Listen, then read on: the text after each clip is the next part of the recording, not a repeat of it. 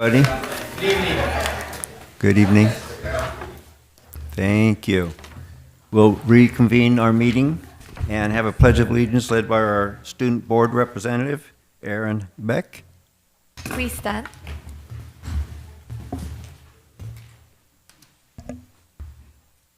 Put your right hand over your heart. Ready, begin. I pledge allegiance to the flag of the United States of America and to the republic for which it stands, one nation, under God, indivisible, with liberty and justice for all.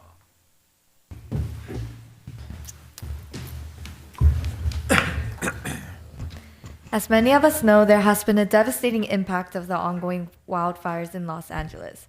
Since January 7th, these fires have claimed at least 25 lives, destroyed over 12,000 structures, and forced more than 32,500 residents to evacuate. To honor the memories of those we've lost, to support the resilience of those affected, and to express our deepest gratitude to the brave first responders and volunteers tirelessly battling the flames, please join me in a moment of silence to reflect on the lives impacted and to stand in solidarity with our community during this challenging time.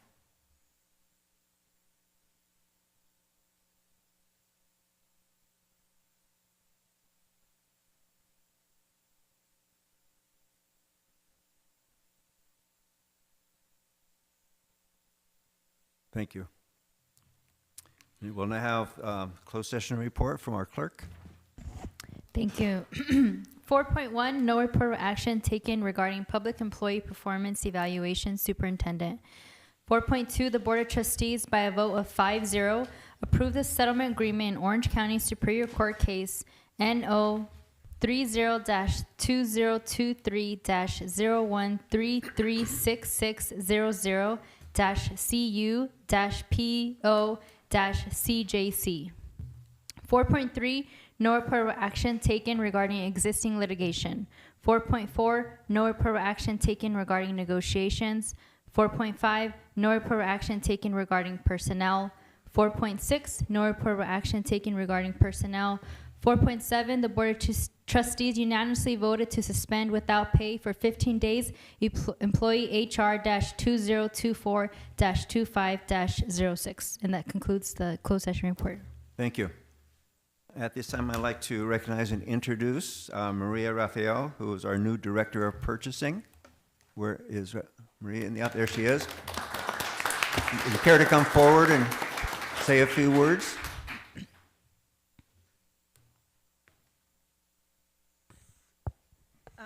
Good evening, everybody. I want to take this time to thank Dr. Nancy Neem for giving me this opportunity. I am also very grateful and thank you and looking forward to serving you guys. Thank my family for always pushing me to do bigger and better things. And I'm hoping this to be my final home and retire from here, and looking forward to working with my coworkers, peers, and I'm very excited for the opportunity. So thank you very much. Maria, do you have any family here in the audience you'd like to recognize? Unfortunately, no. Okay. My family is at home sick with the flu. Oh, no. So, but yeah, thank you, though. Okay. Well, thank you and welcome. Thank you. Congratulations. Thank you. Welcome.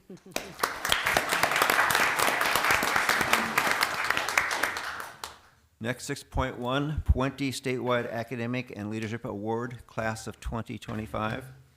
Certificates will be presented, and I think we'll come to the front here.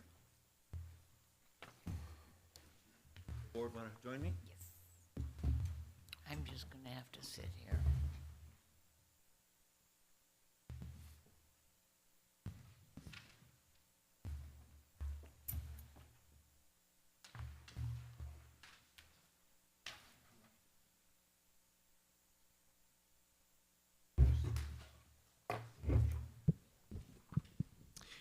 The 20 Project is a national award-winning program that for more than 30 years has improved the college-going rate of tens of thousands of California's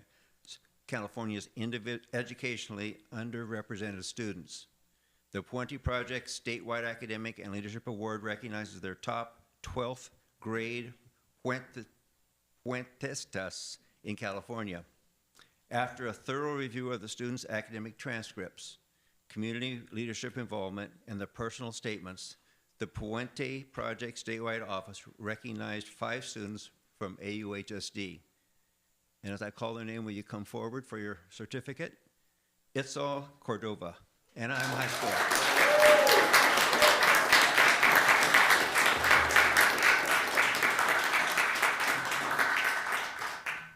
Nayeli Valdepena, thank you. From Honolulu.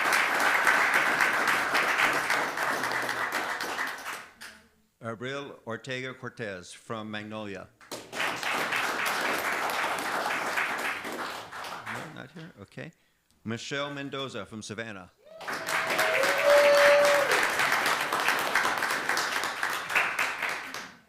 And last is Han Nguyen from Western High School.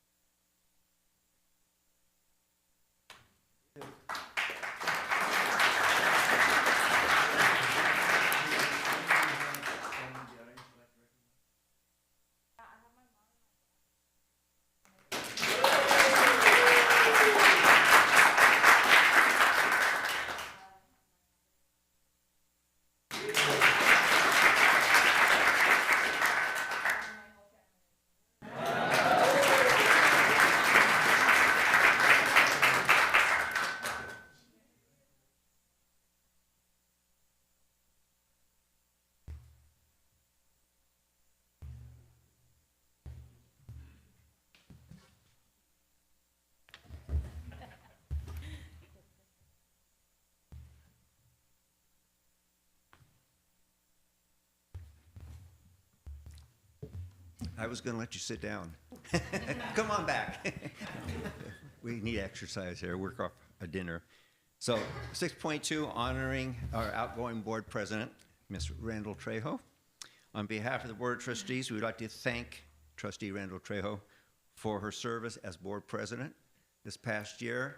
It's been a very interesting year, a lot of challenges that we've put behind us, and you've handled them very well, so I want to thank you on behalf of the board for all that you've done.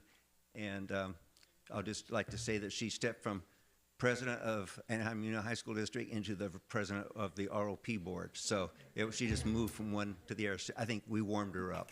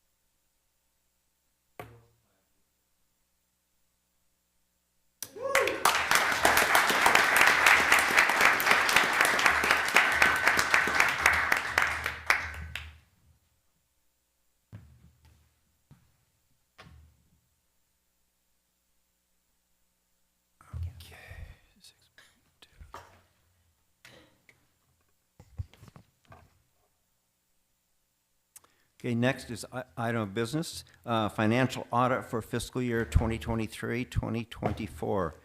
Normally, Dr. Nancy Nean would be here to take this item, but she is out of the country for a family issue. So we have Mr. Andrew Park in the audience from Eid Bailey as representing our auditor. And do you have any words of wisdom for us to begin with? Words of wisdom. That's a bit of a twist. Well, Happy New Year, first of all. Okay, we'll take that. You know, the flu's going around, so hopefully everybody stays safe. That's the word of the wisdom word of the day, I guess. So I believe I'm presenting both items today. Both Yes, audit you are, items. yes. So why don't we begin? 7.1, 7.2. Okay. Right. Why don't we begin with the main audit report? Do we have copies of the audit report? Yes. Okay. So just to kind of preface all of this before I get into the results, my job is to report back to the board. As always, I work for the board. My primary responsibility as it relates to the audit is basically audit the financial statements. Now, what am I talking about? Back in September of 2024, you were presented with unaudited actuals document. That's the overall financial picture of a district covering 23-24 fiscal year. At that point, it's unaudited. My job is to come in, audit the information, and report back, okay? So the audit report is a technical document. Unless you practice in the governmental sector as a CPA, it's kind of hard to understand, I'm gonna be honest, right? But as board members, the easiest way to kind of gauge how the audit went is to refer to page 102 of the audit report. Okay, I'll wait until everybody flips. Okay. So as you're flipping, so on the top of this page is called the Summary of Auditor's Results. Really, it just essentially summarizes the results of the audit. Now, before I get into each of the results of the three sections noted here, which is financial statement, federal awards, and state compliance, let's talk about some of the technical terms that I have to cover in order for you to understand.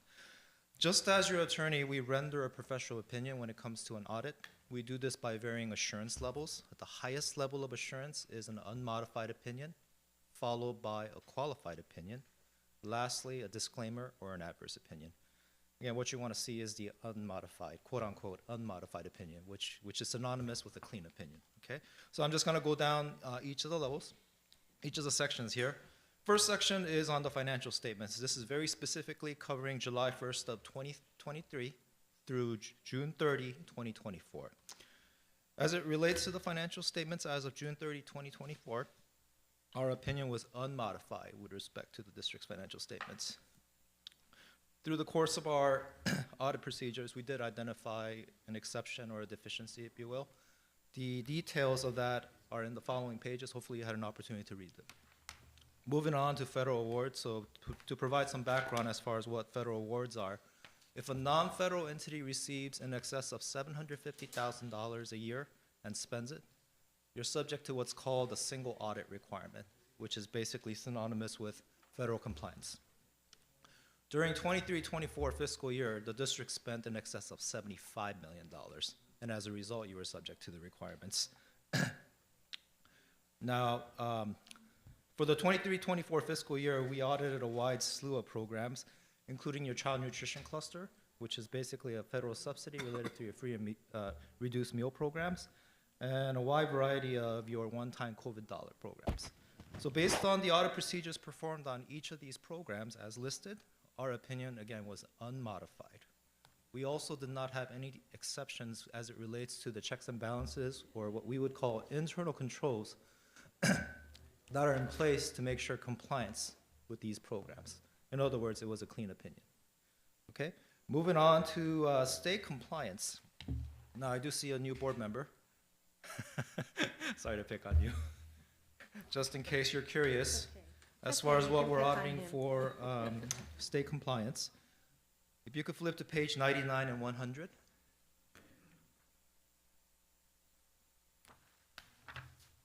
Okay, page 99 and 100 is a comprehensive listing of all the state compliance requirements that we're required to audit. We don't identify these programs. This is basically identified by the California Department of Education in conjunction with the State Controller's Office. Now on this page, you're gonna see some yes notations and not applicable notations. Yes notations are what we audited during the 23-24 fiscal year because the district either had the program or received subsidy, and as a result, there were strings attached. Not applicable means that the district did not administer the program or did not receive subsidy, and as a result, there was no audit requirements. So based on the audit procedures performed on all the yes notated programs, our opinion was unmodified. Again, a clean opinion on the state compliance side. That pretty much summarizes the audit results. Overall, unmodified opinion in all three of the areas, with a slight bit of an exception. Thank you. Sounds great. Any questions for Mr. Park? What is the GAN limit calculation? Yes, what about? What is that? It's a very specific requirement that we follow. And you know, it was a requirement, the requirement came about back in the 80s. This was kind of beyond when I started my audit career, but it's basically a very specific step-by-step calculation comparing year-over-year numbers, right? I'm the new board member. So Yes.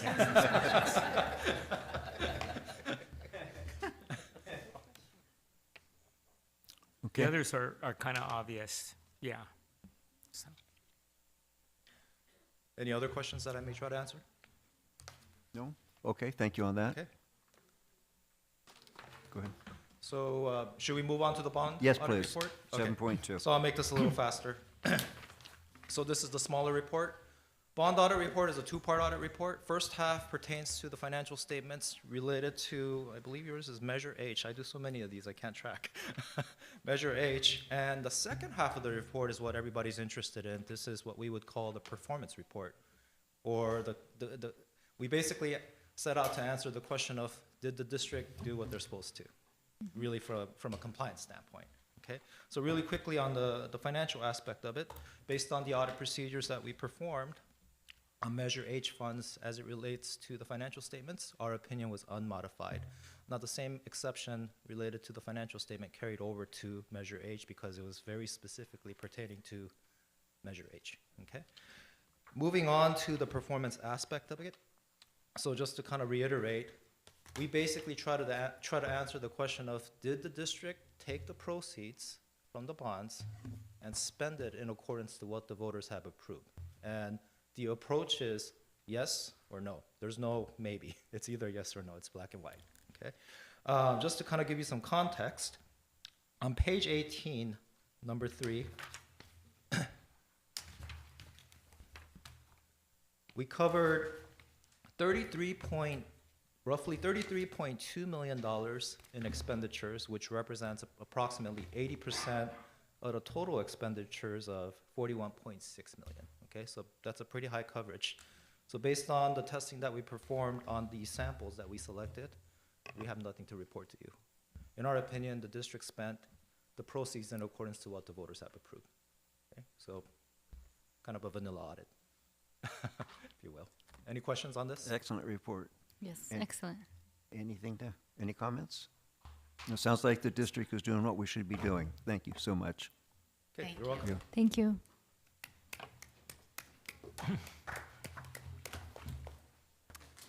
Okay, moving on to reports, 8.1, a student representative report. Aaron Beck. All right.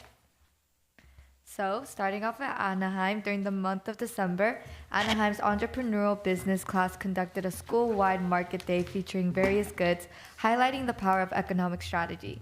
Anaheim High School's Winter Wishes allowed teachers, administrators, and staff to aid students in their material needs during the holiday season. The power giving was fervent leading up to the winter break. Next for CVA. In suit of the RSVP celebration event, they also concluded their second summit of the year and will continue to work towards summit number 3, and we're excited to see those responses. Next, looking at Cypress, they officially opened their wellness room, which is a space dedicated for stress relief and wellness on the campus. They also brought back their mock trial team at Cypress, which brings real-life courtroom scenarios to their future lawyers at Cypress. Another highlight that they have is the Teacher of the Year, who is Miss Sarah Binford. Her hard work and dedication as a teacher and ASB director has not gone unnoticed. There were also some issue updates at Cypress. There has been controversy regarding the local businesses plaza and student parking. Administration and the local businesses are in contact and implementing the good neighbor policy. Those are some notable events and activities displayed their Centurion pride and were incredibly fun. Now looking at Kennedy. Kennedy's highlight was definitely the Winter Wish Assembly, which Kennedy hosted a Candyland theme where students and staffs played games, did presentations, and their winter wishes. Next with Catella. One of senior knights were enlisted into the Navy and selected into the nuclear power engineering program. He was presented with a check of $85,000.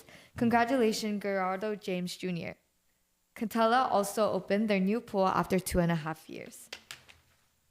Now let's look at Laura. The Winter Wishes Assembly at Laura High School was a memorable event filled with excitement and holiday cheer. The dance team, in collaboration with the teachers, put on an incredible performance that captivated the students. In addition to the performance, several lucky students received amazing gifts, including a MacBook, a bicycle, and many other prizes, making the event even more special. The assembly highlighted the spirit of giving and community, with the performances and prizes bringing smiles to everyone in attendance. Next with Magnolia. Magnolia's highlight was their second RSVP summit, where facilitators and students worked hard to gather more detailed input for the second RSVP summit. The summit was dedicated to finding what specific issues RSVP will tackle during the spring semester. Can't wait to see what the changes will bring. With Oxford, in response to the wildfire in the nearby community, Oxford ASB hosted a last-minute donation drive to donate to those in Pasadena, showing their giving spirit. Now looking at Savannah. Savannah's holiday staff meeting, it was filled with joy as the staff got to enjoy delicious food and watch their band director perform some holiday tunes, as well as Savannah's choir team got to perform for the staff to hear. And then their highlight on the report is summit number 2. Lastly, we'll look at Western. Western highlight was their Japanese student visitors, where Western's advanced Japanese language program brought in Japanese exchange students for the second time this year. And that sums up all the reports. Thank you. Thank you, Aaron. Very nice. Very nicely done. Can I have Aaron clarify something? Sure. So the audience knows. Can you explain what RSVP is? Because you talk a lot about the summits. We're in Summit 2 right now, and I see that in all of the reports and who that includes. And So RSVP is just a group of students at school who is trying to bring a change to this to the school of matching of like what the students want, and it's basically where students just like genuinely want to make the best learning environment so that students can actually enjoy school and show that their voices matter.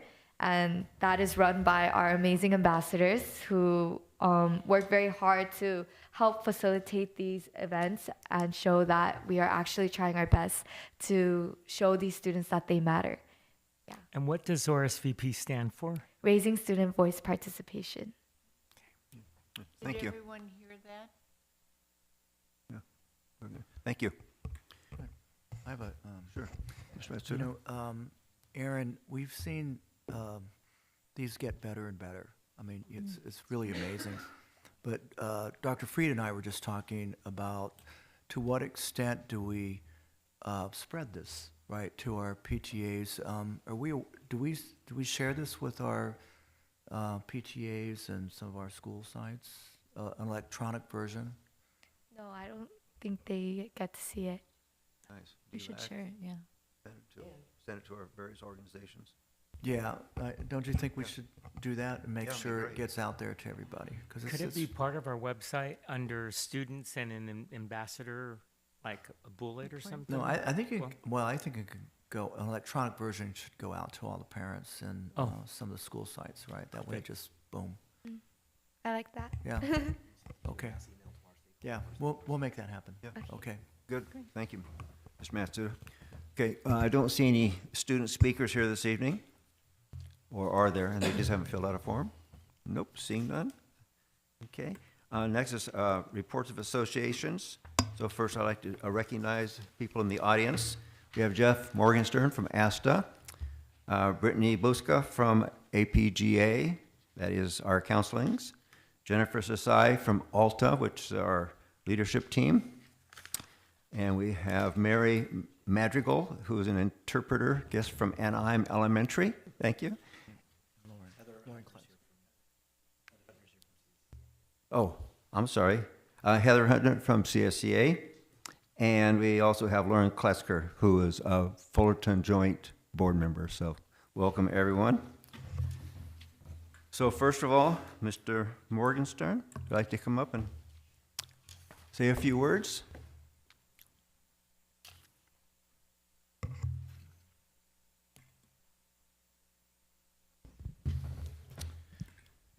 All right, good evening. Board President O'Neill's, Board of Trustees, Superintendent Matsuda, Executive Cabinet, staff, community. So I want to wish everybody a Happy New Year. I hope you enjoyed your break, 2 weeks of fun, rest with family and friends. I know I needed it, so I'm sure everyone needed it as well. In thinking about what I wanted to share tonight, I wanted to highlight some of our ASTA members, some of our ASTA leaders who cumulatively volunteer dozens of hours every month to collaboratively engage the district in meaningful work on top of their full-time jobs as AUHSD teachers and also SLPs. So I just want to read off a few names and some of their roles and just kind of bring attention to the work that they do every week, every month on behalf of all of our 1,200 members and on behalf of the district.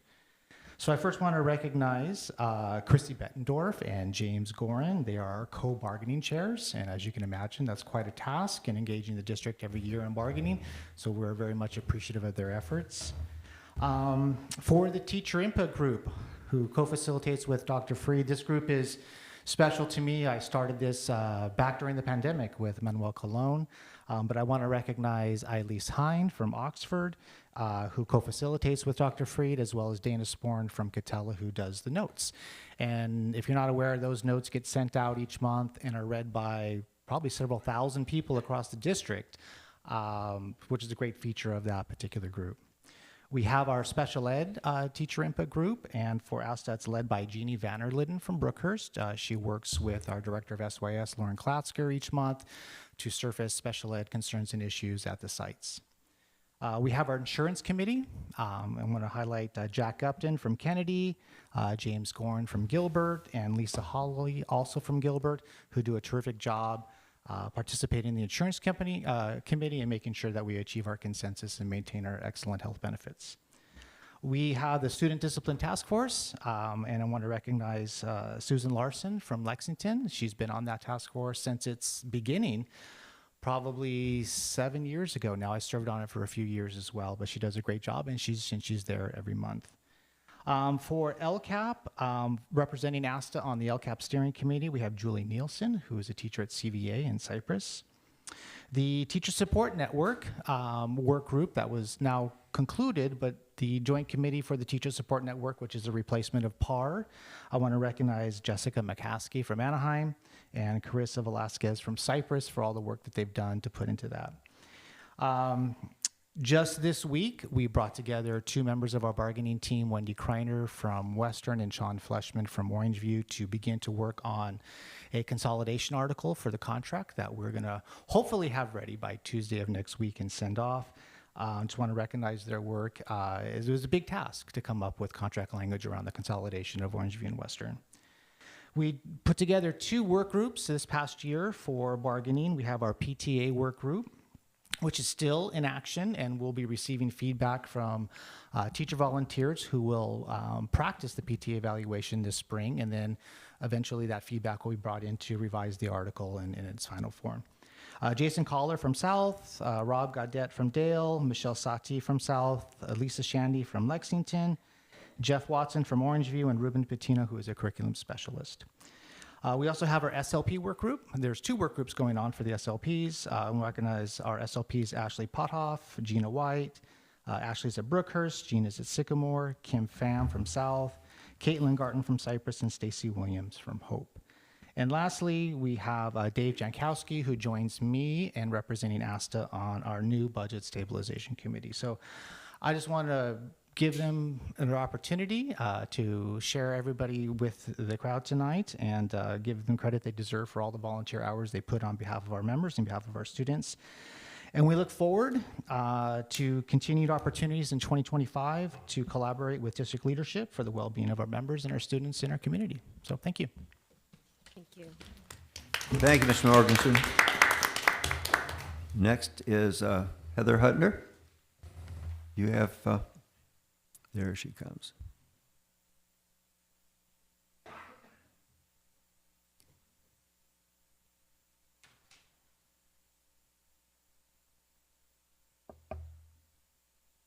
Welcome. Hello, everyone. President O'Neill, Board of Trustees, Executive Cabinet, staff, parents, students, and community members. Thank you for the opportunity to address you on behalf of classified CSEA members. As we start the new year, I'd like to take a moment to thank all of our board members for the time and effort you spend helping to ensure AUHSD is a district that supports its students, families, and communities and staff. We do appreciate you, and I know it's Board Appreciation Month, so we want to make sure that we do get that message out to you. I know sometimes we always just get the negative, so we want to make sure we get the positive to you too. Every month I always enjoy sitting here and listening to all the things the teachers, counselors, admin, and students share about the things that they've accomplished. But in a lot of ways, it's harder for us to share our accomplishments because we have over 80 different job positions. Although I would like to point out, I don't know how many of their events or projects could get done without classified ordering their supplies and handling their budgets. But no one's really interested in hearing how many diapers we've changed, or how many files were mailed out on time, or how many copies were made. So this month, I'd like to share a few shout outs that are from and for our members. To the Lexington front office staff for helping each other out when the need arises, which is every day. To the incredible office staff and health tech at Dale Junior High School for the amazing teamwork, dedication, and positive energy. They truly make the office a bright and welcoming place for everyone. Whether answering questions, supporting staff, students, or parents, or tackling any challenge that comes their way, they always do it with a smile and an unwavering sense of collaboration. Let's give a standing ovation to the graphic arts team. Your dedication to excellence and making sure that we meet deadlines at the last minute is greatly appreciated and never forgotten. Thank you for all that you do. And I know that's probably from a lot of people. A big thank you to Desiree and Luke for all their hard work and positive outlook. I'm grateful to have you both on our team. Great job. To the CVA senior admin, the senior administrative assistant is an amazing team player, always willing to help and offer support to any department or school site needs. Our senior admin, David Alcala, helps spaces and registrar when we have been absent without any hesitation. He loves to learn any duties and takes pride in it. Thank you, Candace. She's one of the LVNs for being an exceptional team player. Your readiness to assist coworkers and encourage everyone's achievement is incredibly valuable to our team. As a side note, Candace was also nominated by the district school nurses for an Employee of the Year award. Laura, Lee, and Maricela, thank you for all your kindness and patience. You often help people at a time when life is already throwing them a curveball, and you always do your best to support them and give them the information that they need. Fabi Perez was nominated and selected as the California School Library Association's I Love My Classified Librarian winner for the Southern section. Mrs. Perez always makes sure that her school library is a safe and welcoming space with equal access to the resources that students need. This past summer, she led the Buccaneer Project, taking Sycamore students on field trips, teaching them about library resources, and building a strong and tight-knit community. And from me to all of the classified employees in CSEA unit, I appreciate you. Whether there's one of you in your position or 279 of you, you're all a vital part of making this district work. We hear your concerns, and we know that there's some areas that need urgent need of change. Changes that can benefit our staff and changes that will bring the district in compliance with the state's labor laws. There are too many classified members who work unpaid time, that are overloaded on their duties because they don't want to let down their students or their fellow staff members. But it helps nobody when those employees become exhausted, bitter, and leave us for other districts. While change can sometimes be hard, I'm confident that these changes can both benefit employees and the district, and I look forward to seeing what we can do together in 2025.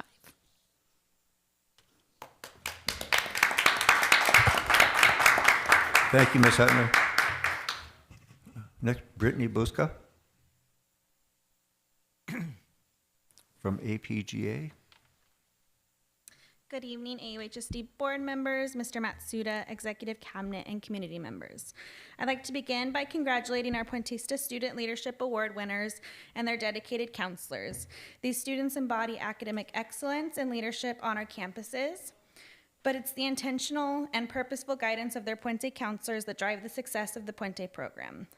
Through a multicultural lens, Puente counselors provide opportunities and insights that empower students to envision bright futures beyond high school. As we find ourselves 2 weeks into the second semester, I want to recognize the steadfast commitment of our counselors who have once again hit the ground running. Counselors are already working with students at the beginning stages of course selection for the 25-26 school year, a reflection of how forward-thinking our team remains amidst the day-to-day demands of this semester. This year, we're excited to utilize the academic planner and e-cadence for course registration. While course selection is just one facet of what e-cadence offers, the platform has already proven to be user-friendly for students and counselors alike. Once course selection is complete, we will be working with students to create their individual comprehensive 6-year academic plans. These plans will do more than map out coursework. Students will gain a clear understanding of how their courses align with their individual interests, goals, and post-secondary pathways. Though embracing new systems can sometimes present challenges, our counselors are optimistic about the ways e-cadence will guide students' choices and help ensure education works for them. We would like to extend a special thank you to the e-cadence team. Counselors gave a ton of input. We always have a lot of things to say, but they were great. They listened to us, made changes when we asked for changes, and it's just been a great collaboration with the e-cadence team and the AUHSD counselors. Their willingness to learn about the critical role of counselors play within the AUHSD system has been invaluable. And then finally, APGA is currently evaluating and disaggregating first semester data. We look forward to sharing this data with you and demonstrating the tangible impact our counselors have on students and the broader AUHSD community. Thank you for your continued support of our counselors and the vital work they do to uplift our students and guide them towards success. Thanks. Thank you, Ms. Buska. Jennifer Society from Alta. Good evening, President O'Neill, Board of Trustees, Superintendent Matsuda, Executive Cabinet, students, parents, and school community joining us in person online. First, we'd like to say Happy School Board Appreciation to our school board members. Today, AUHSD families have the opportunity to participate in impactful parent workshops and a summit at Cal State Fullerton. These sessions aim to empower parents with tools and strategies to support their children's academic and personal growth. By collaborating with our higher educational partners, we are strengthening the bridge between families and schools, ensuring our students thrive. Across the district, our community of practice continues to focus on street data, a framework for understanding students' lived experiences and talents. This initiative provides valuable insight that helps us create equitable opportunities for all of our students. By engaging deeply in this work, school sites are better equipped to honor the diverse strengths of our students and foster inclusive learning environments. We are proud to report an increase in attendance and engagement across our school sites. This positive trend reflects the collective efforts of our educators, families, and community partners in creating welcoming and engaging school climates. Improved attendance is a critical indicator of student success, and we remain committed to sustaining this momentum. Congratulations to Cambridge Virtual Academy, CVA, for securing a $15,000 sustainability grant from the Anaheim Public Utilities. This grant will support CVA in implementing innovative, sustainable products, furthering our district's commitment to environmental stewardship and education. In response to the recent wildfires, schools across AUHSD have rallied to support those impacted. Numerous sites are collecting essential items, demonstrating our district's unwavering commitment to community service and care. We also look forward to giving back through our annual Serve-a-thon on Saturday, January 25th. For example, Hope School's Serve-a-thon project focused on acquiring and organizing basic need items such as socks and toiletries. These donations will be distributed throughout the AUHSD McKinney-Vento office to support families facing housing instability. The Hope Tigers are making a tangible difference, providing comfort and dignity to those experiencing challenging circumstances. We also are thrilled to announce the upcoming Walk in My Shoes Youth Conference scheduled for February 28th at Cal State Fullerton. This inspiring event will bring together students from across the district to share ideas, celebrate diversity, and explore pathways. It is also with great sadness that we acknowledge the passing of our former colleague, Sam Ju. Sam served as the principal of Lexington Burkhurst Junior High, leaving a lasting legacy of dedication and care to our students, staff, and our broader community. His contributions to AUHSD will always be remembered, and his impact on countless lives will not be forgotten. We extend our deepest condolences to his family and friends during this difficult time. These highlights underscore our dedication to our schools, staff, and students and community by making a meaningful difference. Through our collaborative efforts, innovative practices, and a commitment to equity, AUHSD continues to lead the way in preparing our students for bright and promising futures. Thank you. Thank you, Mrs. Tsai.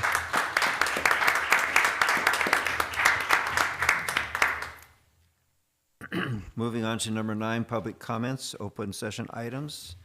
Opportunities for public comments occur at the beginning of each agenda item and at this time for items not on the agenda. First off is Matzel. Welcome. Thank you.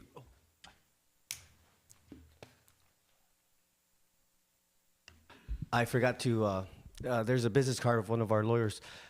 Thank you all for being here. Happy New Year. Basically, we're giving you information on behalf of the Tonga Gabrielino tribe. That packet, we had a couple meetings during these holidays about the school name, the colonists, the revenue. The last time we were here when we voted out the mascot, thank you so much for that, the Conquistador Pilgrim mascot. We talked to Al Jabbar and asked them, you know, we were hurting, we were angry, we're maybe a little bit disrespectful, we apologize. But we were asking, why aren't we taking down the name The Colonist? Well, because according to Al Jabbar, it's because of funding, revenue, but there's good news. We have revenue now. Senator Ramos, we are finishing our last meetings with him soon, and hopefully we'll have to get a letter from him soon. And the revenue is, it has to do with Bill AB 1821. I forgot to keep a copy for myself.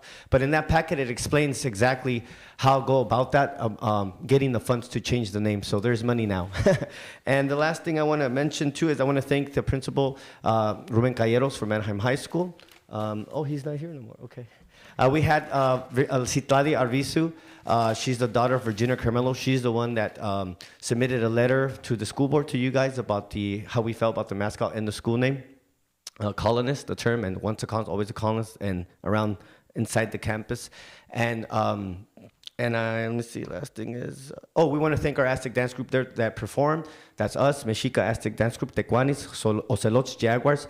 Maybe in the future we can call the school the Jaguares or Jaguars, something that represents identity, something that represents high self-esteem. If not that, maybe the Dolphins, the Eagles, something, but just not the Colonists. And thank you so much, and I want to salute you. Thank you for defending our country. And we're going to be going through some hard times, but let's stick together. Thank you so much. Yeah. Thank you. Next, Mr. Castillo.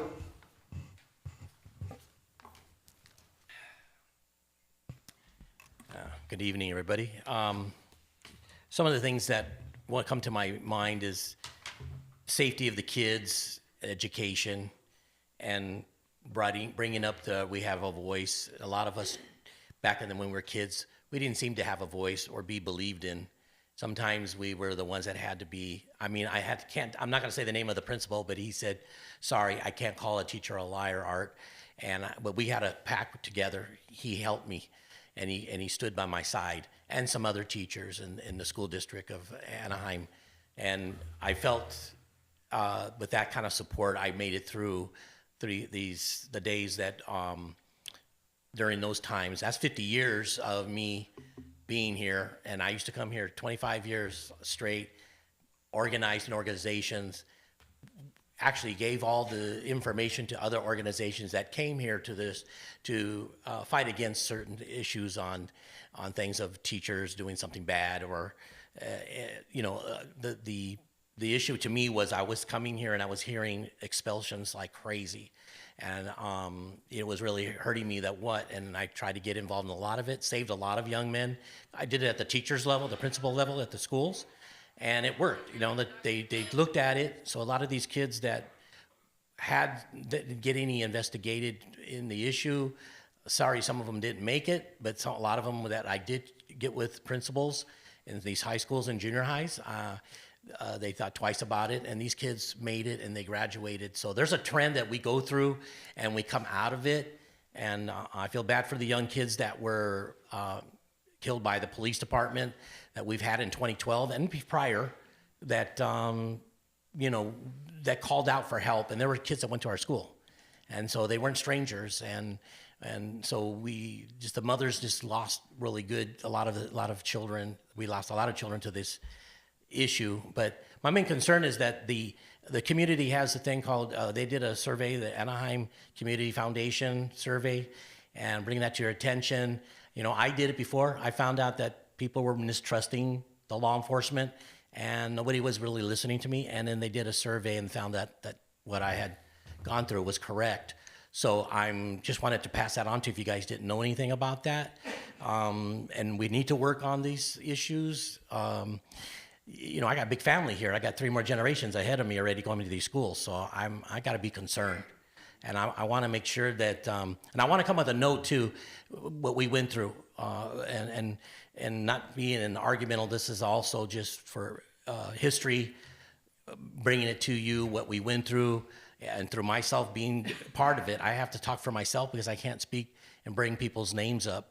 But I was not too happy with Harold Martin at the time at the last election that he had, that when he said F students are gang members, that was at Savannah High School. Kind of hurt me. We had talks together. He had a bad out with another person. Why blame us for it? He used to drive around with a kid in the car and parade him around, and other officers would do that at other areas. So we had a bad start with the people and the communities that they were in. And I went out there for 50 years being in that community and seeing it. But I just hope that this new board, this new school district can recognize that with the troubles that we're having, that we were here at the last board and when we found out that a lot of kids are not going to school. And that's going to be a real big trend. But that's what I do. I just go out there to help them, try to keep them educated, stay in here. Even though I went through every year here, I didn't even they weren't recording me. And a staff here in the administration came up to me and says, "Mr. Castillo, you don't have any records here saying that you even went here." And I went through the whole school. So it was a hard time back then. I don't blame anybody here. I just figure there's things that happened. I've let it go and forgave. But I want to make sure that it doesn't happen and we're changing that. And I can see it happening now. So I just like to thank you guys. God bless you all. Thank you, Mr. Castillo. Just to let you know that we were informed this evening that our attendance percentage for the school district has been increasing. So we're pleased to see that trend. We hope that trend continues. So thank you. Moving on to our regular business. Move into resolutions. We have 11.1 resolution number. Trustee O'Neill, number 10 was the superintendent and staff report. Oh, I'm sorry. you're right. Thank you for calling it to my attention. Mr. Superintendent. I have no report. So I have a few things to report. I know Mr. Sullivan will have a few as well. So for the board, a couple quick updates. As you know, next week with the transition taking place at the federal government, I want to make sure I provide an update that we've been doing some work as relates to Board Policy 81 and 45, the response to immigration enforcement. There's uncertainty in terms of policy changes that may take place, and we want to make sure that our schools were prepared in the event policies did in fact change. So we've been training our principals. We have also, we're going to be pushing into our senior admin meetings, our registrar and attendance meetings to make sure they're updated on the policies and the protocols connected to those policies. With our principals, we've asked them to go back and train and review the policies and protocols with their staff as well. In addition, there's a few key takeaways that you take from the policy. One has to do with all students, making sure that all students and families are updating their emergency contact lists. It's always an important piece. And then reminding staffs, and I know Heather, I don't know if she's still here, but we talked about the importance of just customer service, and our classified staff, office staff do such a remarkable job of making sure our students and families feel welcome. And so when families are coming in and wanting to update their contacts, we're going to make sure to support them in that effort. Another key takeaway is with our families is to make sure there's contingency plans in the event policies do in fact change.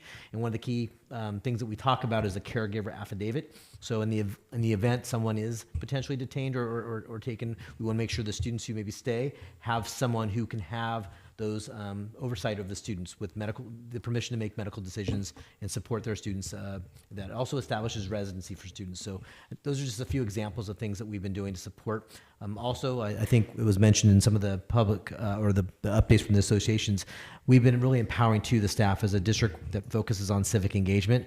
We've given staff and sites the permission to bring the things happening in society, both at the local level, state level, even the national level, into the classrooms. You heard, I think, Jennifer Sy talk about the lessons going on with regards to the fires, right, and the acts of service. That's an example of that. Also, wanting to empower students that if they want to engage in conversations and dialogue or activities around potentially immigration-related issues, that is okay, that we want to be able to connect that to the content. And that is the heart of our civic engagement and our community school approach, right? Bringing things from the community into the classroom context. And our teachers do such an incredible job with that work, which will then go to my second update that I want to share. As the board is aware, we have a partnership with Chan Zuckerberg, CZI, the grant. It's in partnership with UC Irvine and the work that Dr. June An is leading, along with eCadence and, of course, our district. And part of that work is to do deeper dive into what our community has valued as a top driver, the 5 C's. So we're at the place now where I'm proud to say we have a tool within the eCadence platform based on the great work that our teachers are doing with the capstone and their performance task assessments.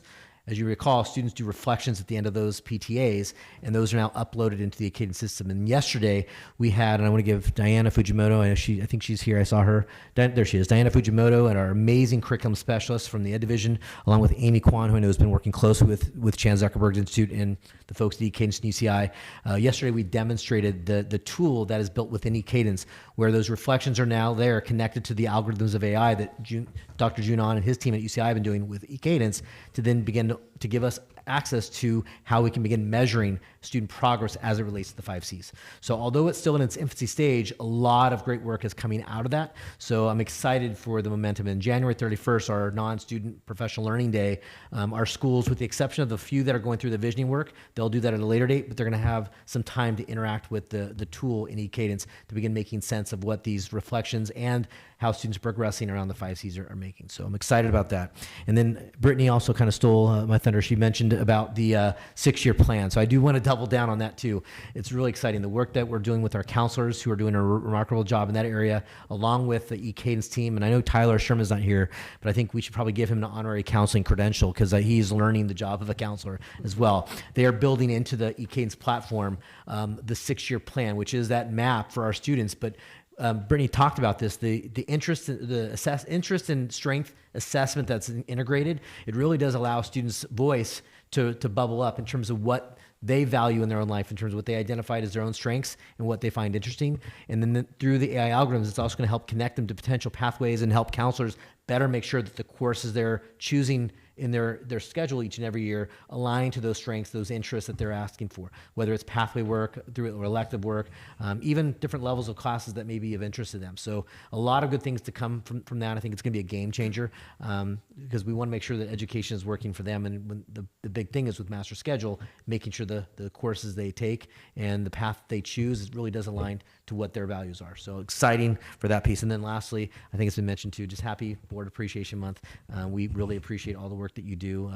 I've always said being a board member, you can tell, is the ultimate community service gig. You put in a lot of hours and a lot of effort, and we appreciate it. Thank you.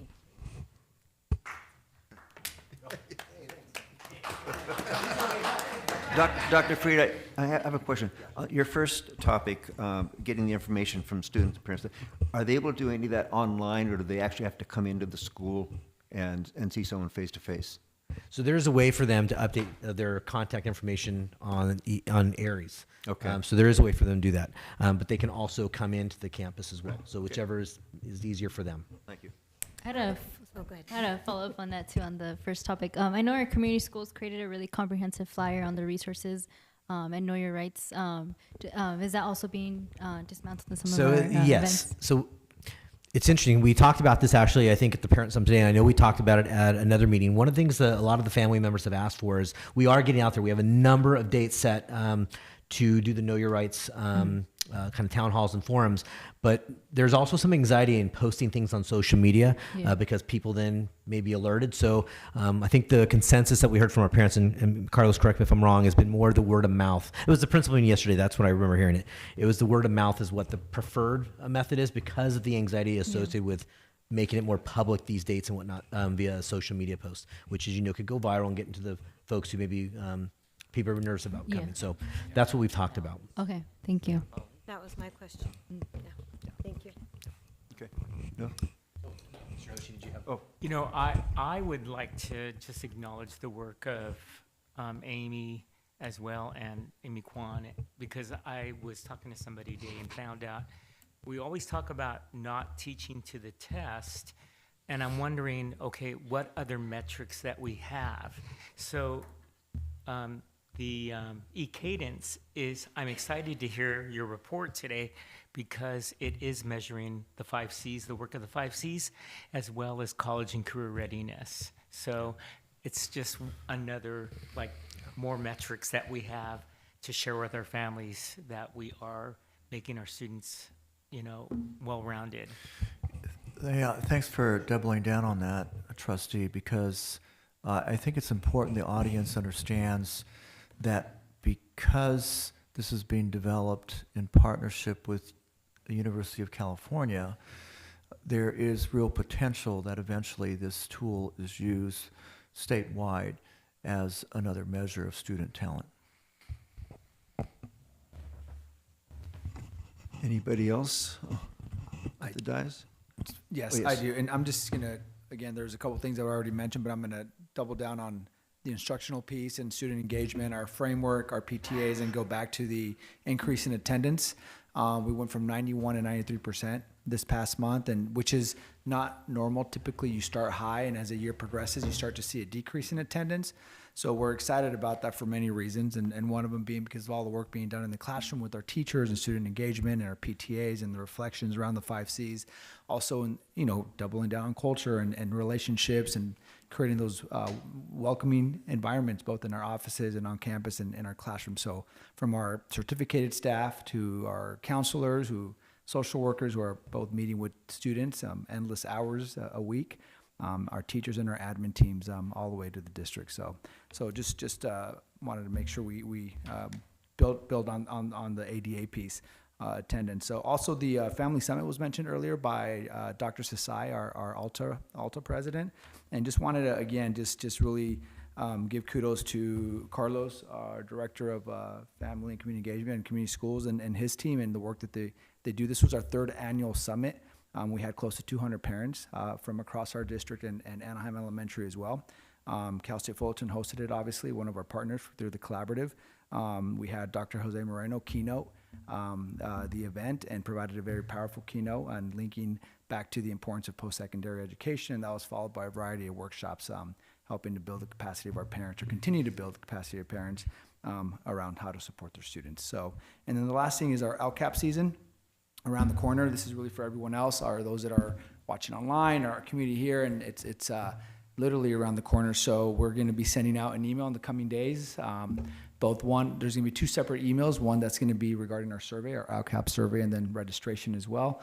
Another opportunity for our parents, our community, our staff, our students to play that vital role of that voice that we need in terms of forming the recommendations of the LCAP and how to better support our students. At the end of the day, it's really about our students. So just a reminder, so look out for that email or those emails, and we hope to see you there. All right. Thank you. I have a quick a clarification. Yes.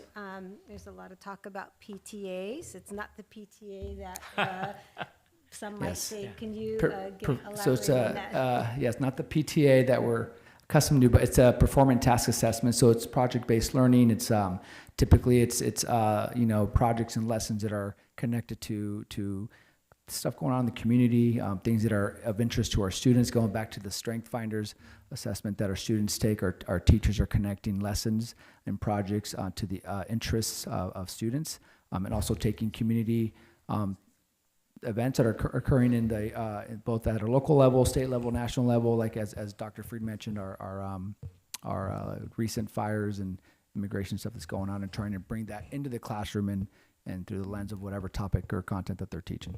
Yeah. Performance task assessments, the heart, they are a way for us to implement our career preparedness systems framework, CPSF, right? The content, that's where it lives, but it's also the 5 C's. It's also where we find student voice and purpose. So. Thank you for that question. Okay, now I can move on to number 11. Okay. Number 11.1, resolution number 2024/25-B-10, signature authorization. So moved. Second. Motion and a second. Ms. Smith? Aye. Mr. Hoshi? Aye. Ms. Reynolds Trejo? Aye. Ms. Guerrero? Aye. And I vote aye, that's 5-0. Item 11.2 was pulled prior to adoption. So 11.3, About this. resolution number 2024/25-E-11, whiteout tobacco, control alt delete, nicotine week 2025. So moved. Second. Motion and a second. Ms. Smith?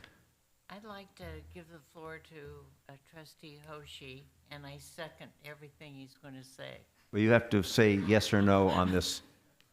It's a resolution. So, Yes. okay, thank you. Now, Mr. Hoshi. Aye. Did you me want to say okay. something? Well, we have a lot of these weeks, and I really do want to know, have a report to the board on the activities of what is planned, from these groups that, like we have,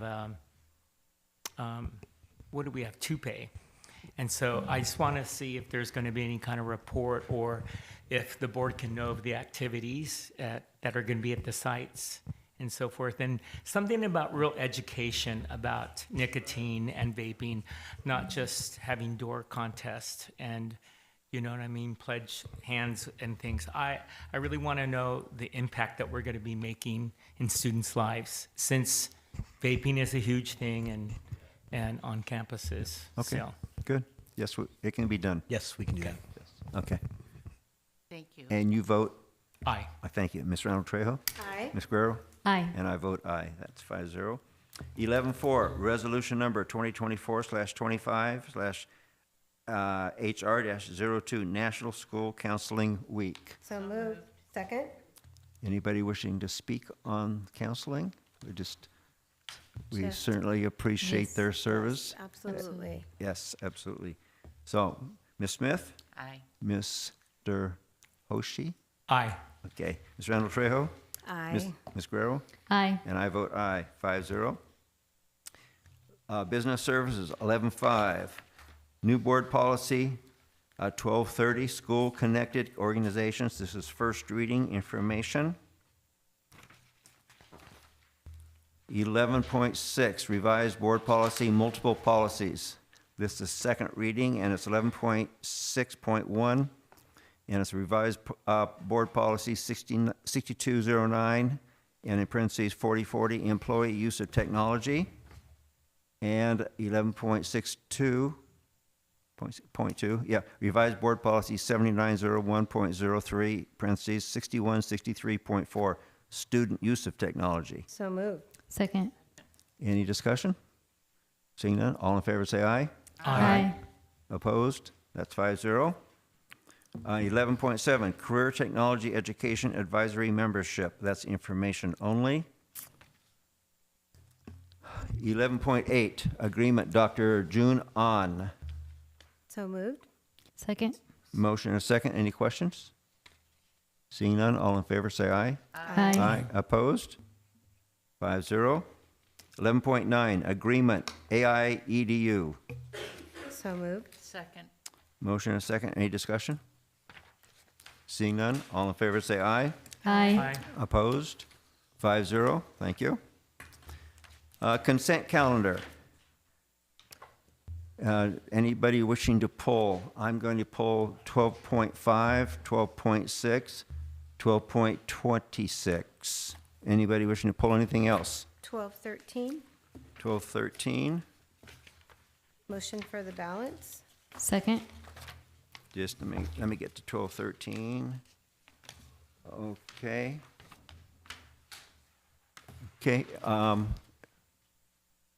All in favor for the balance? Aye. Aye. Opposed? Okay.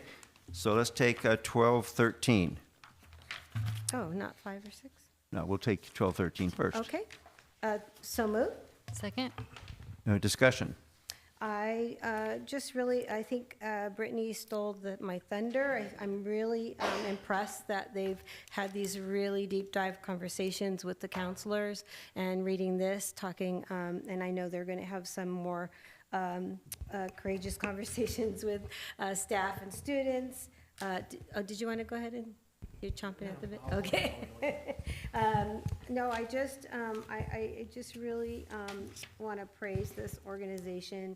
The first thing is they're nonprofit, and they've been working with us, and these folks are top-notch, and they have integrity with the work that they're doing, and I'm just really pleased to hear that report today from the counseling staff.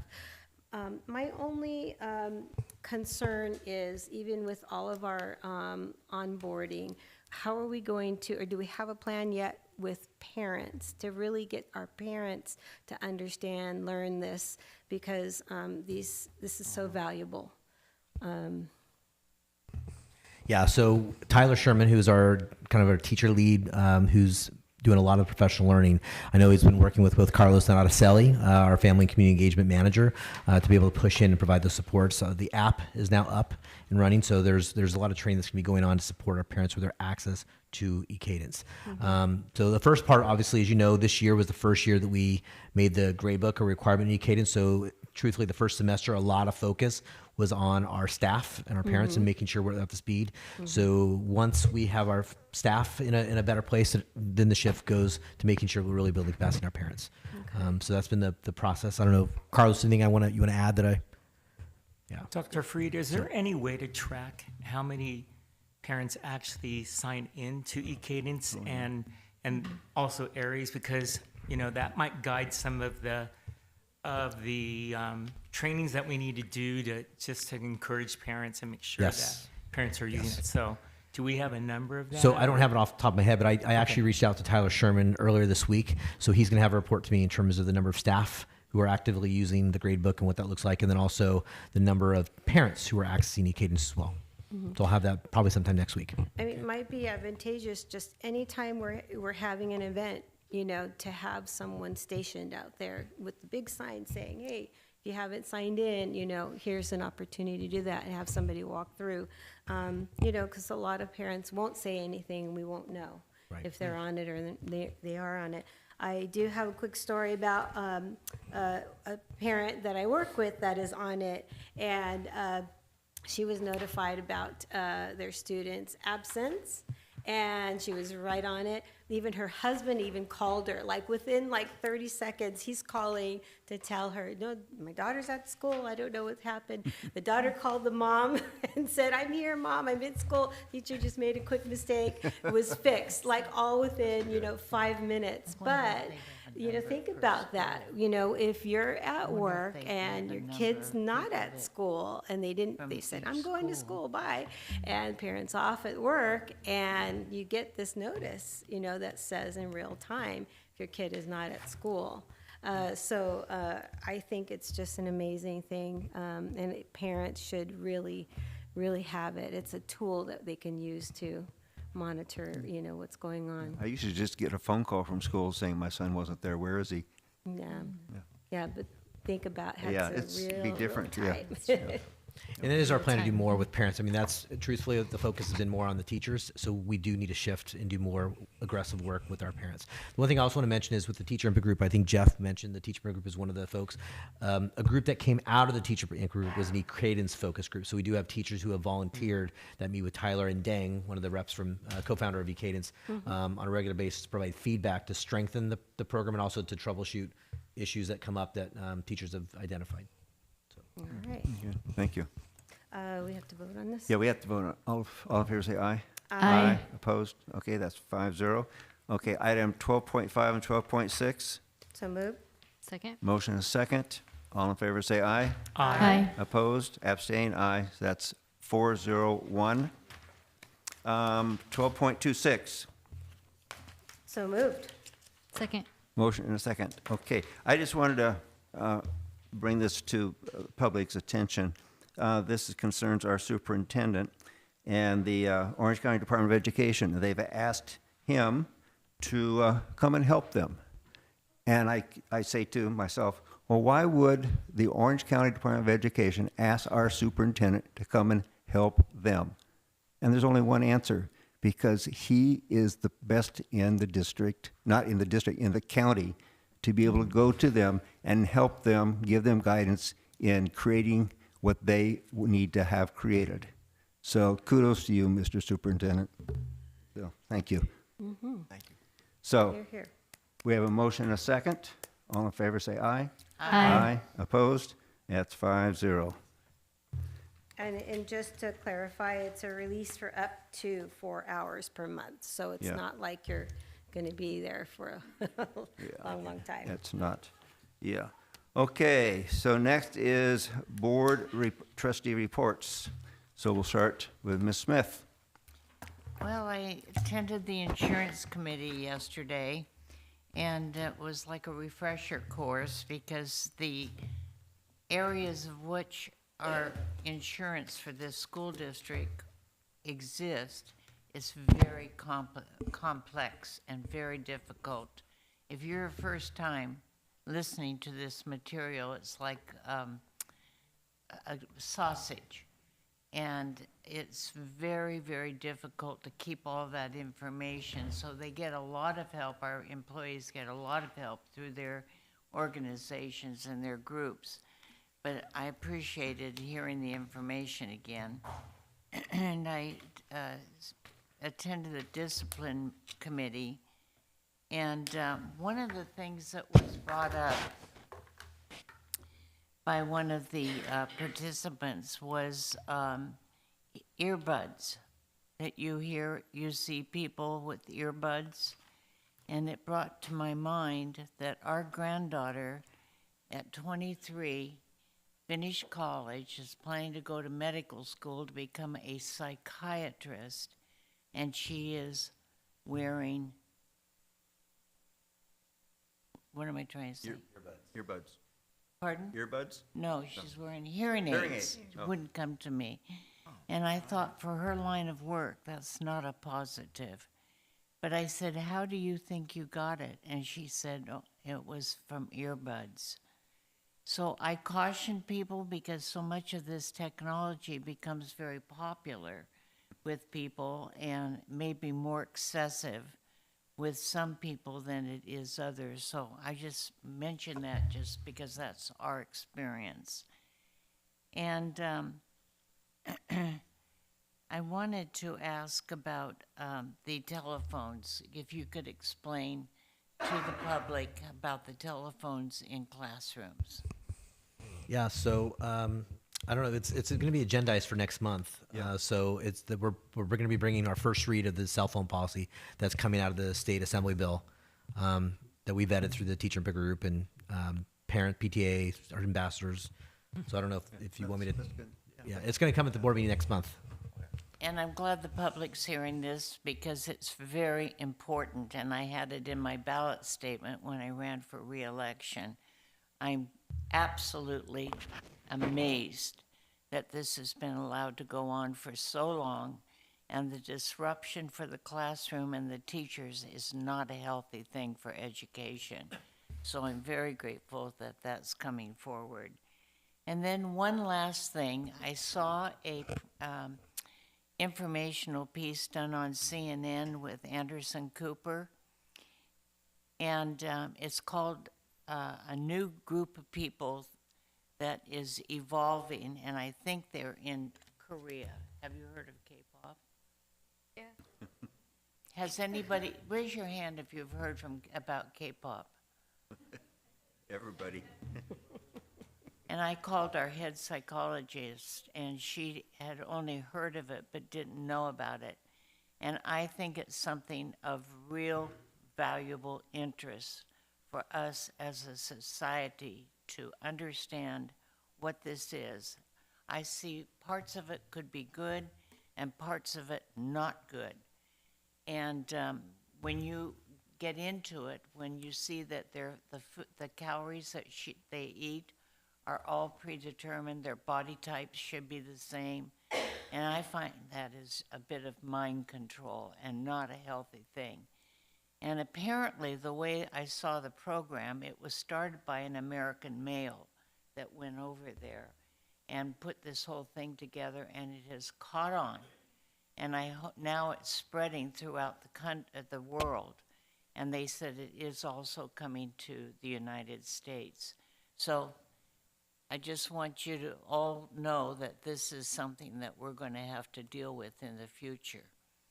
And it's worrisome, but I think to be educated about it in itself is important. And I want to thank Dr. Nian that isn't with us tonight. But when you get that report from the accountant, this lady has a job that is so complex and so huge. I am awed that she can handle it so well and explain it to us when we're in closed session if we have questions. It's understandable, and it's a gift that she has, and I'm sorry she's not here tonight for me to tip my hat to her. And I want to thank everybody that has worked so hard to keep this school school district going under very difficult times. So our population is going down, but our attendance is going up. So we always try to take the good and listen to what's going on with the negative. And those of you that are here tonight, I wish to thank you for being here and listening, and I'll pass it on to Mr. Hoshi. Thank you, Trustee Smith. One of the great things of coming to the board meeting was the very next day I was invited to a staff breakfast at Sycamore Junior High School, and they had the whole staff there with food, and I was 7 o'clock in the next morning. So I want to thank Sophia Romero for inviting me and reconnecting with the staff there. That was one of my assignments when I was an interim AP. So staff breakfast was really good, and they had a former student who plays professionally now, saxophone, and we should have him at some of our events, our grand openings in the days to come. I was also at the Student Discipline Committee when we came back, and Dr. Freed's going to be sharing and presenting the cell phone policy at the next meeting. I'm going to be sending this out to our board and our staff here Dr. John Dalem, over the break, had his memorial service. There were so many people in the room. It was like standing room only. And the reason why I copied his celebration of life was he always had these great sayings. And at graduation, this was one of the sayings. This is not the end. It is not even the beginning of the end. It's simply the end of the beginning. And I just always, I think I went through like 6 or 7 graduations, and at Kennedy, I always heard that. And he had some other really nice quotes and things just to, that it's interesting because some of his wrestlers, he had copied off a card and laminated it, and a kid, not a kid anymore, came to the memorial service and had that card. And so it was a true testimony of what an impact coaches, and teachers, and principals can make. So I just wanted to share that. Tuesday, January 8th, I was at the teacher of the year presentation. Ray Solorzano from CVA was named.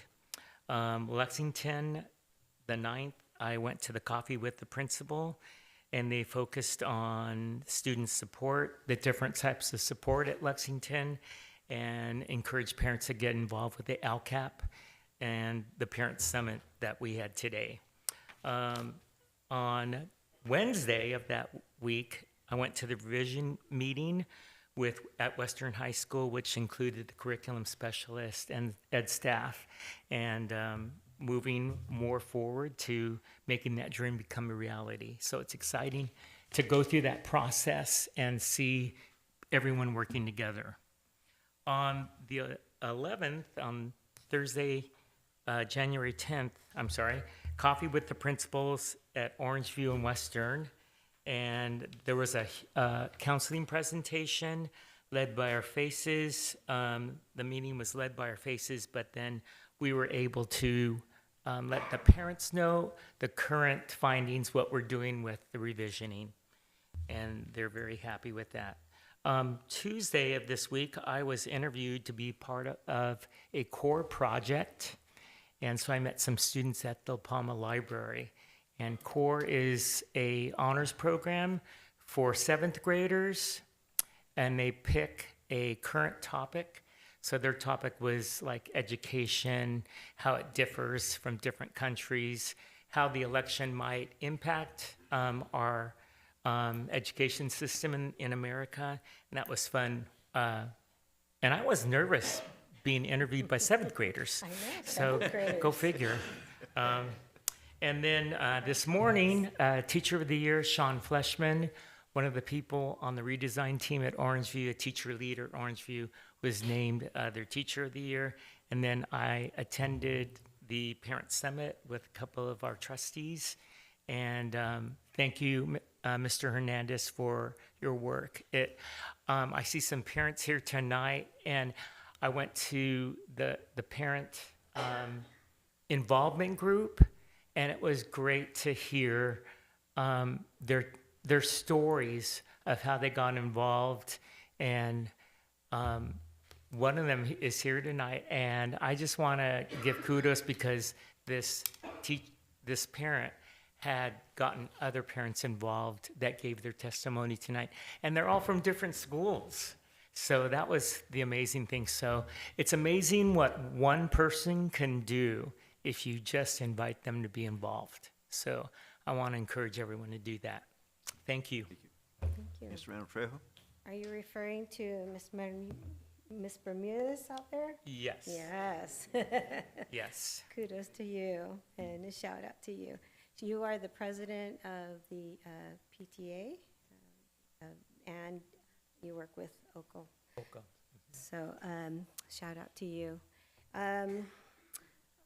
Just a couple things. I attended my ROP meeting, and you did not mention your involvement with the graduation that we held for a student at Cypress.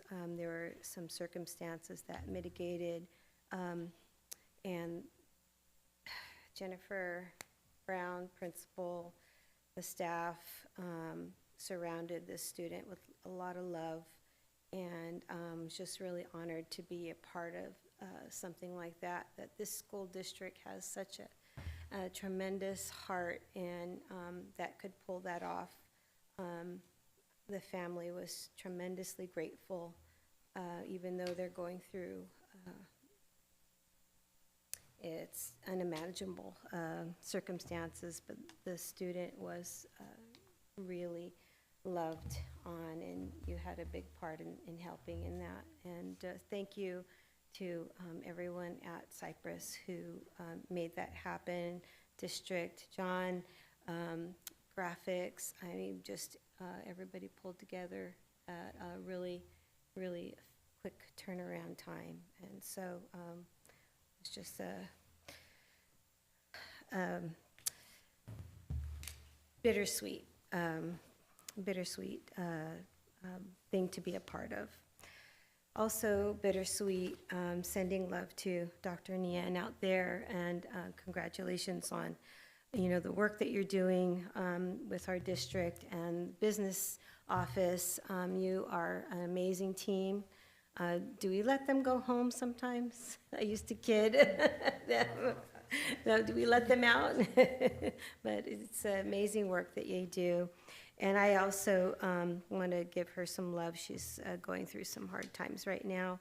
And also want to clarify, I was a little nervous getting my my recognition, and I inadvertently didn't say, or I meant to say, the work of all of our staff, all of our classified, all of our teachers, counselors, everyone that just really makes this district so special. And Dr. Dalem and Sam Ju, Al Maharas, our superintendent of Orange County, passed away. Just a tremendous loss to all of us. And also, I want to acknowledge our former President Jimmy Carter. What I heard over and over was about character and how important that is, how important it's not really the position, and over, he didn't want to be recognized. I'd heard a story that when they used to play Hail to the Chief, he didn't want it. And then he realized he was kind of insulting the folks that were doing that for him, and so he had to change and backpedal. Just a tremendous character, human being, humanitarian, and I felt he didn't get enough recognition during his term, and what he did is still lasting for the test of time, all the initiatives that we are enjoying right now, but a tremendous character, a human being. Want to send out that. Congratulations on our attendance. Let's keep that going, and I think that's due in part to our e-cadence. And last, on a really, really high note, happy note, congratulations to our Superintendent, Michael Matsuda, on your honor of Superintendent of the Year for 2025 by the California Association of Asian and Pacifica Leaders in Education. So,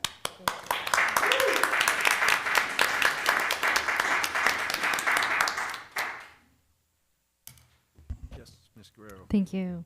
I had the opportunity to attend the Anaheim High School football banquet. I want to thank the football boosters for inviting me. It was a great night to support such a wonderful season that the team and the coaches all did together.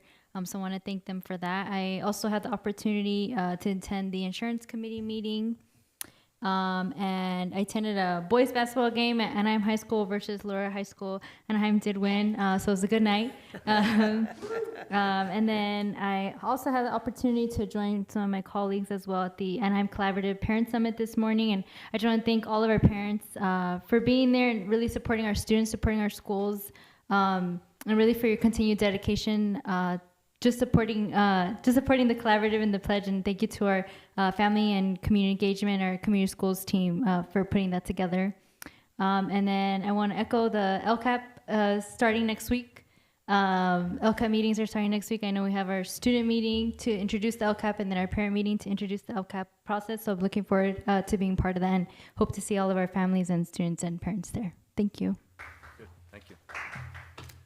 So I'd like to start out, I received an email from a person, his name is Cork Snyder, and he happened to be the best friend, as he said in the email, of Ed Preng, who was his name, the gym at Loara High School was named after him. And so he just wanted to, he asked me, I want to thank so many people, and I hope this email is read at your next board meeting. So I won't read the whole thing. I just wanted to recognize him, and that he says the gym will forever be associated with hard work, dedication, and commitment because of the Ed Prang name. So he wanted to thank everybody for all that went into doing that. So, Mr. Snyder, there you have some recognition. I also I attended the first graduation preparation meeting, and it's amazing that we are already starting to prepare for graduation, and as we know it, we'll be looking in the rearview mirror real soon and saying, oh, you know, it went off real well. So congratulations to the staff to get moving on it, and looking forward to the next meeting. It sounded really organized. I had the pleasure of attending a performance at Kennedy Performing Arts Center just before, it was right at the end of the year, the 29th. It was by the Green Band from Japan, who marches in the Rose Parade every year. And they put on a fundraising performance at Kennedy every year, and they do a fantastic job. And my wife and I were very fortunate. We were in the area and able to host 3 of the Japanese students. So they had 150 girls and 14 boys that needed to be housed for a couple of nights. And so we stepped up and we had 3, and our neighbors across the street, they were crazy. They had 7 girls, 17-year-old girls. We had 3 20-year-old girls, so we got off really well. But we had a great time and really enjoyed their presence, and learned, you know, the difficulties of communicating. We used Google Translate a lot. Yeah, so it definitely works. We get the message across. We'd say something, then we'd show them. They say, "Oh yes, okay." Yeah. So we don't know what our situation will be next year, but usually we're not in town, or we have so many family in the house we couldn't get anybody else in the house. So this year it was a little bit different. I attended an ROP board meeting with Ms. Randall Trejo. And then the Anna Collaborative this morning, was there for the opening session, and I just say ditto to what you said about thank you everybody, and it went off so well, and the parents that were there learning for their kids and themselves. And let's see, what else? I want to end the meeting. Well, I'll do that at the very end. So advanced planning. Anybody have anything? You already mentioned about that, which is already agendized. I just want to start the thinking to think about the health courses in our school district, 7 through 12, to teach genetics. There is so much that we can now know, especially young people, about their future, of what they have inherited. And there are some diseases in this community that are very, very severe and real.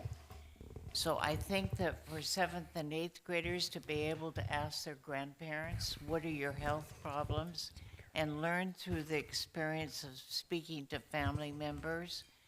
And then as they go through high school, they will come out with the capacity to be able to figure out in their future what they need to do health-wise, what to not do health-wise, and to have a healthier life. So my hope is that if we get this started in our health courses, that it will become a reality, and our young people graduating from high school will go out with power to know how to take care of themselves better. Dr. Freed, do you have a comment on that? Yeah, so Trustee Smith, genetics is actually in the science standards, but it's taught in the junior high. It's also taught in the Living Earth. And then if the students choose to take the elective anatomy, it's also in anatomy. So it's covered in the curriculum for our junior high and our senior I'd high. like to see the syllabus for it. Can you get that for you? Absolutely. Okay, anybody else?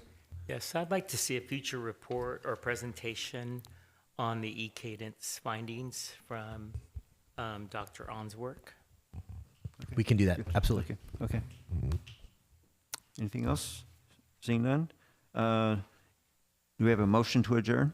So moved. So moved. We have a motion and a second. So in adjournment, I'd like to just have us all remember the fire victims. You know, it's you know, to have a house next door to you burn down, you have one person, but when we have, I haven't heard the last figure, but last I heard was over 12,000 homes were lost, and multiply that by one person or 10 people in the home. Who knows how many people were displaced? There's so much that we can do individually, helping out physically or helping out financially. These people, I can't imagine what they're going through when you lose absolutely everything and you don't have time to get anything out. You can't even grab your passport. You just grab your keys and run. So with that said, all in favor say aye. Aye. Aye. Opposed? 5-0. Good night, everyone.